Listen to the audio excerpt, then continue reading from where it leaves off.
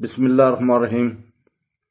السلام علیکم بہنوں، بھائیوں، دوستوں اور بزرگوں۔ آج ہم عید الفطر کے دن نماز سے پہلے کھانے کی حدیث بیان کر رہے ہیں۔ صحیح بخاری حدیث نمبر 953، حضرت انس بن مالک رضی اللہ تعالی روایت کرتے ہیں، رسول اللہ صلی اللہ علیہ وسلم عید الفطر کے دن نماز کے لیے کبھی نہیں نکلتے تھے جب تک کہ کچھ کھجور نہ کھا لیتے۔ انس رضی اللہ تعالیٰ سے روایت ہے کہ رسول پاک صلی اللہ علیہ وسلم تاک کھجور کھاتے تھے، تاک 3 5 اس طرح۔ باب بغیر ممبر کے مسجد میں جانا۔ صحیح بخاری کی حدیث ہے 956۔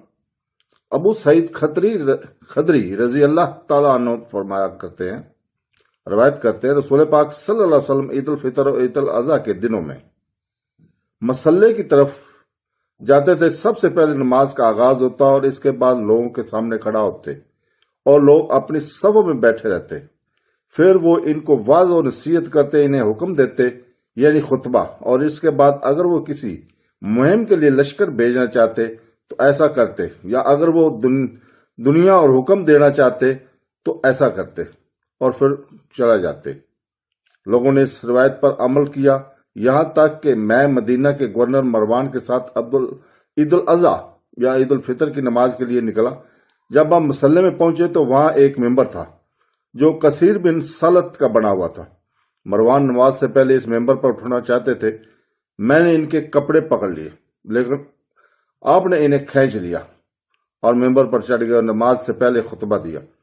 میں نے ان سے کہا کہ اللہ کی قسم، تو نے رسول کی روایت بدل دی ہے۔